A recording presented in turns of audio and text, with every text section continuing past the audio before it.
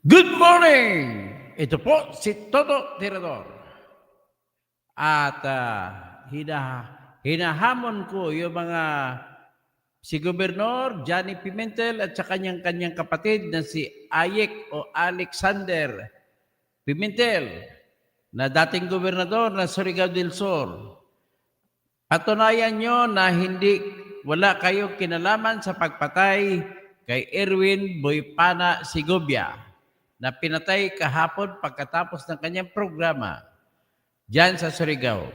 So, mabagyo pa naman ngayon hanggat hindi po sapat na nagpalabas kayo ng 1 million na pabuya kung sino makatwag-turo, kung sino humuli, sapagkat po ay pwedeng gawin yan ng mga kriminal. Pwedeng gawin yan ng parang Atong Ang style na kunwari hindi siya, nagbigay pa kunwari ng pabuya.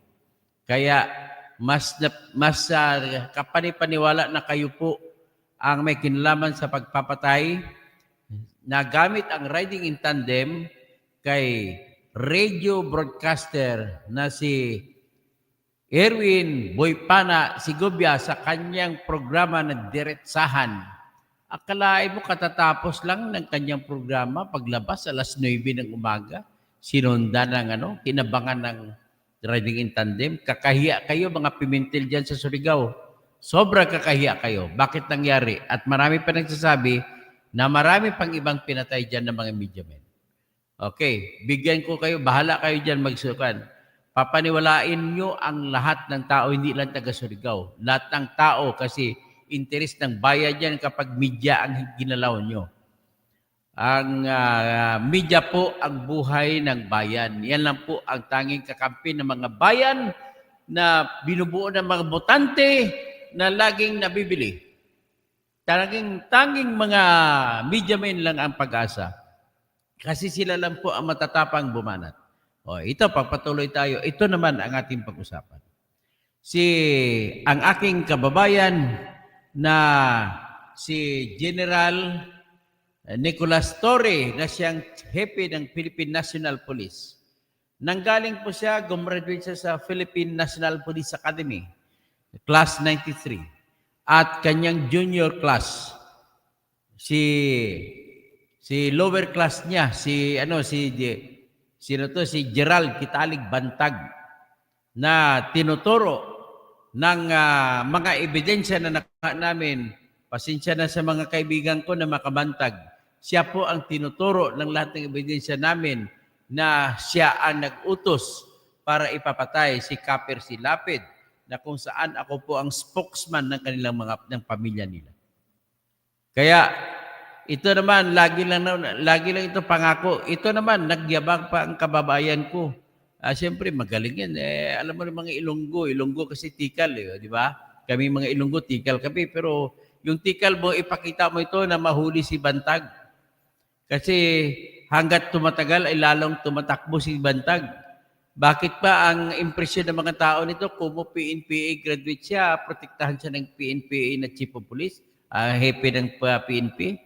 So, sana po ay mahuli, tapos mahuli na rin ninyo kung sino pumatay kay another Percy Lapid na si Diretsahan Boypana Erwin Sigobia na pinatay siya sa Barangay Mangagoy sa Bislig City. Mayor Lib Navarro. Sino bang mayor ngayon? Si Lib Navarro pa rin ba? Pakigalaw-galaw naman kung may time. Tapos sana all na mga maaresto. So ito naman po ay kung talagang sadyang magaling ka kasi nahuli niyo po yung Chinese. Natandaan niyo yung nag-viral na Chinese na pumatay sa loob ng restaurant sa Makati? Binaril niyang kapwa na Chinese. At ang kwento pala doon, mga illegal pala yun. Kumbaga, tawag nito. Sana ba yun? Bakit na ganun? Ay, naku, hindot.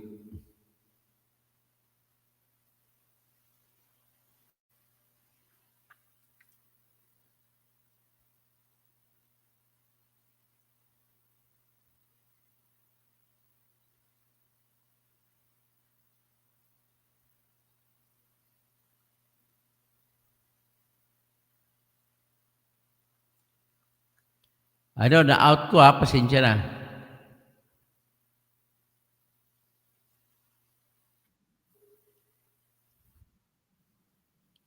Pasensya na-out ko. Naku, paano ba ito?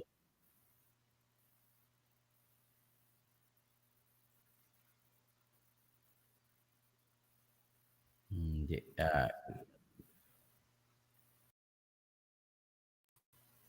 So ito, ang problema ko nagdubli-dubli sounds ko. So anyway, ipi-play ko na lang yung saan na ba yun? Mukhang dito. Patayin ko muna yung isa.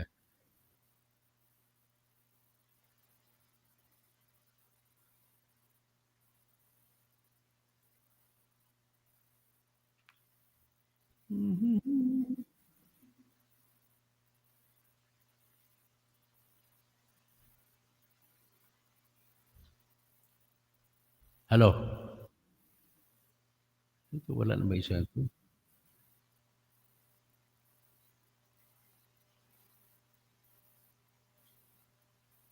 Ito siguro.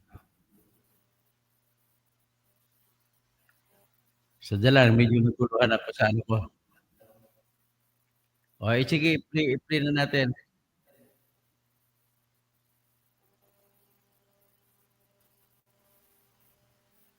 Nagdubli naman ako.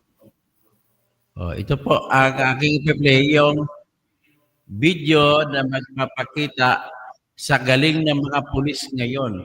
Nahuli ng pulis ang Chinese na pumatay sa restaurant doon sa Chinese restaurant sa Makati. Mga ano rin siguro, mga bago mag-eleksyon ito nangyari. So ito po 'yan. Ito ipakita rin ito ban. Medyo naguluhan lang ako sa ginagawa ko. Pasensya na. Ito makita niyo lang yung ano, hindi maiksi lang naman 'tong aking vlog sa ngayon.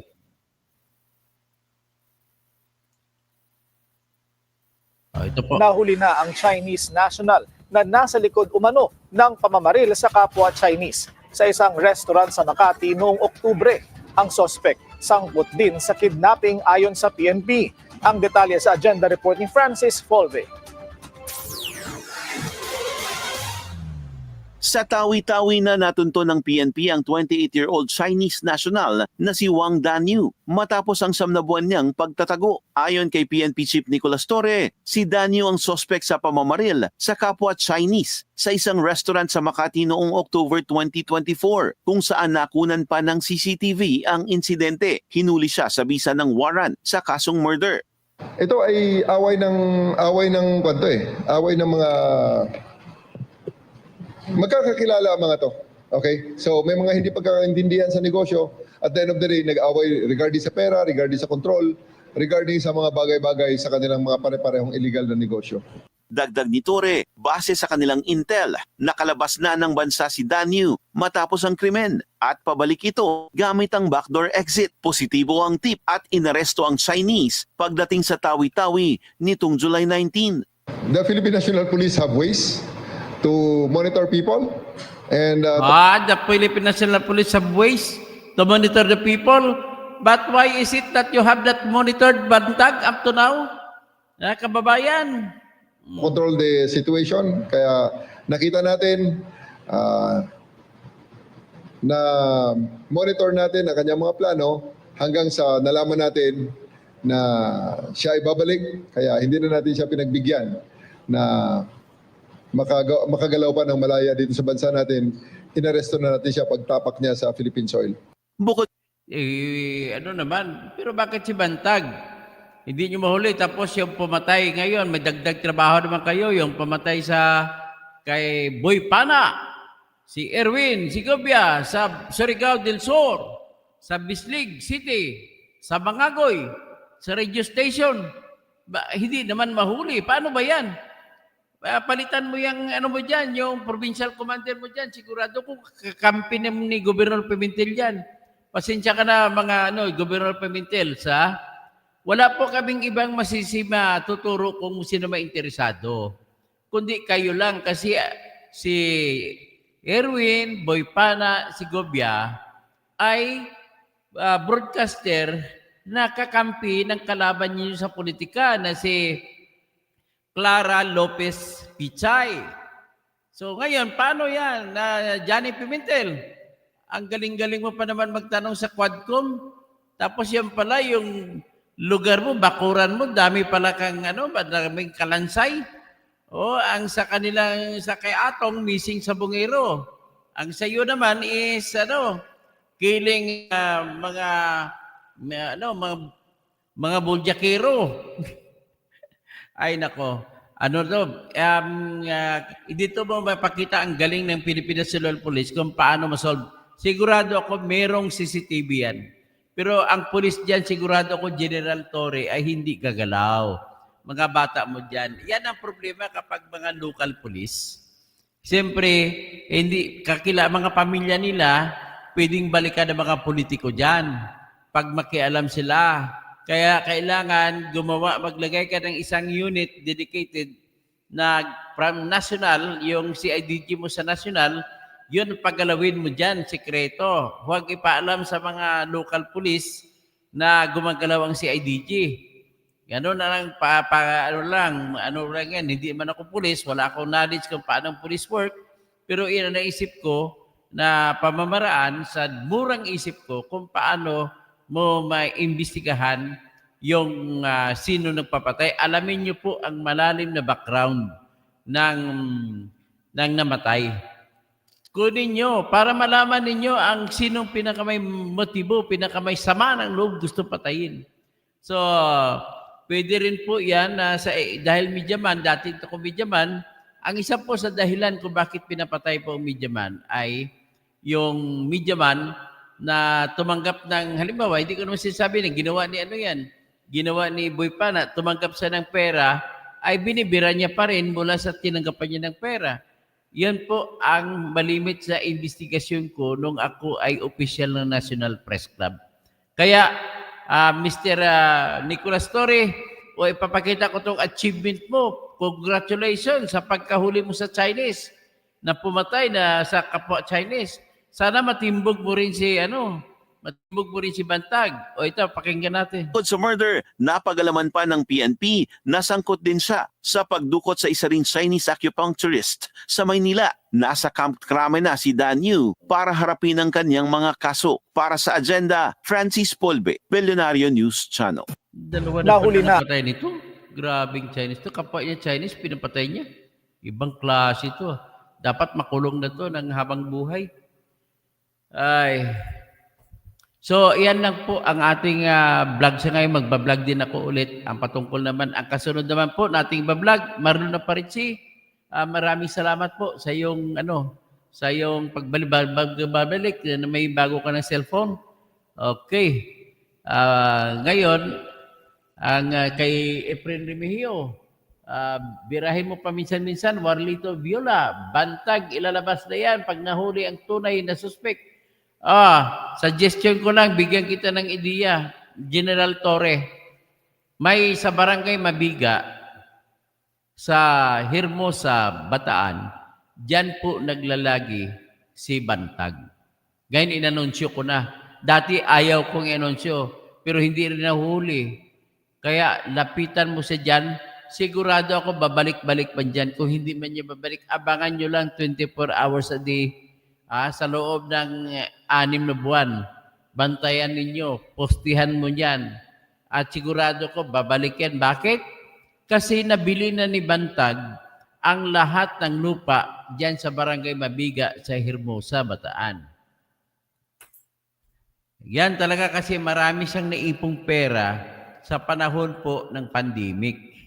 Sa pandemic ay marami siyang mga high-profile na mga drug lords na pinalabas niyang patay, pero hindi pala patay. Kunwari, sinunog sa cremation at kausap pa niyang crematorium. Yung pala, marami palang mga bangkay na namatay na mga preso dyan sa Bilibid na tinalagay lang sa morgue. Tapos ginamit, iba dong kinuha, pinalabas na yun ng mga Chinese na mga convicted mga drug lords. Kasama dyan sa diskarte si Amin Buratong, sabi ni Kaper Silapid, ng buhay pa. Kaya iyan po ang dahilan kung bakit nagalit si Bantag kay Kaper Silapid. Tapos siniwa natin ni Kaper Silapid na si Sebastian, JB Sebastian, na nakalaya daw yun, pinalaya, kunwari namatay at kinremate. Pero pinasibat po, nagbayad siya ng 300 million pesos. At nasa Amerika na daw po ngayon si JB Sebastian na gumagamit ng ibang pangalan. Yan po ang sabi ni Kaper Silapid nung buhay pa siya. Okay, so ayan lang at ulitin ko lang, dakpin si Bantag General Nicolas Torre III. Magandang umaga po. Takot daw si Torre kay Bantag. Ganun ba, Kundwalim? Takot pa? Hindi ako maniwala takot kasi Ilonggo yan si Torre. Matapang yan. Alam ko lahat ng Ilonggo, mapangiti lang, palabiro lang, pero matatapang yan. Efren Anino Guhilde, Finger Red, Marlon Aparici,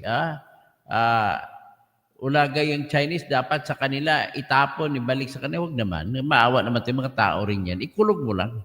Si Warlito Biula, no? Okay, hanggang dyan lang mo po. At ang kasunod ko na po ay ipapakulong ni Senator Marcolita ang 215 na congressmen na pumirma sa impeachment na reklamo laban kay Sara Duterte. Tatalakay natin kung bakit. Alamin natin.